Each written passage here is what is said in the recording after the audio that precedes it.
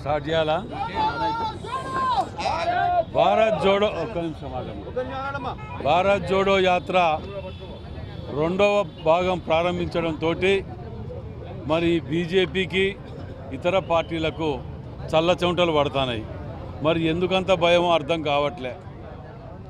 ఎంబటే దాడులు చేయటం, యాత్ర ఆపటం, అస్సాంలో ముఖ్యమంత్రి ఒక ఎదవ వాడు చేసే తప్పు అనర్థాలకు ఎటు దారి తీస్తుందో అనే ఆలోచన చూడండి.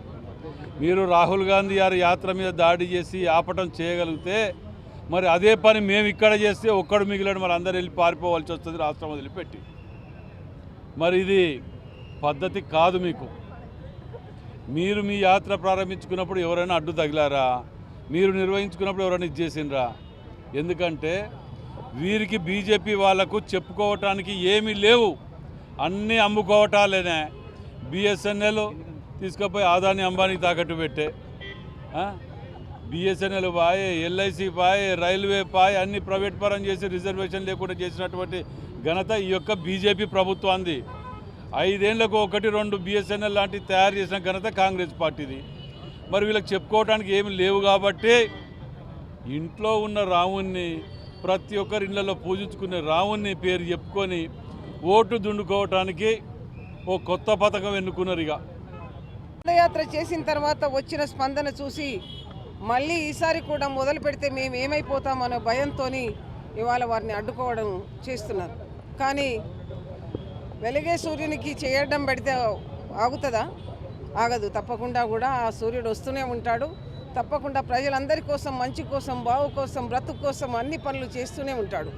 మరి ఇవాళ రాముని పేరు చెప్పుకొని, దేవుని పేరు చెప్పుకొని మీరు అన్ని ప్రచారాలు చేసుకుంటున్నారే. నేను ఒకటే అడుగుతున్నాను, ఇక్కడ టీఆర్ఎస్ వాళ్ళని కానివ్వండి, అక్కడ బీజేపీ వాళ్ళని కానివ్వండి, ఈ దేశం కోసం మీలో ఎవరైనా కూడా ఒక ప్రాణత్యాగం చేసినారా అని అడుగుతున్నాను. ఇవాళ కాంగ్రెస్ పార్టీ నుంచి సోనియా గాంధీ గారు, రాజీవ్ గాంధీ గారు వారి ప్రాణాలు త్యాగం చేసి ప్రపంచాన్ని అన్ని దేశాల కన్నా ముందుండాలనే తపనతో పనిచేసిన వారు ఉన్నారు. అందుకోసం మేము ఇవాళ గర్వంగా చెప్పుకుంటున్నాం, కాంగ్రెస్ పార్టీ కండువా వేసుకొని బాజాప్తా తిరుగుతాం. మాకెవరైనా అడ్డం వస్తే ఇక ముందు ఊరుకునేది లేదు. ఇది హెచ్చరిక అనుకోండి, లేకపోతే మీ ప్రభుత్వం అక్కడ ఉందని మీరు చేస్తున్న ఈ పనులకు మేము కూడా ఇక్కడ మొదలు పెడితే ఎలాగుంటుందో మీకు చూపెట్టాల్సిన అవసరాన్ని తెప్పేయకండి. ఆ అవసరమే వస్తే మీరు ఇక్కడ ఒక్కరు కూడా ఉండరని మీ అందరికీ కూడా హెచ్చరిస్తూ, ఇది విజ్ఞప్తి అనుకోండి, హెచ్చరిక అనుకోండి, మరి ఇంకేమైనా అనుకోండి.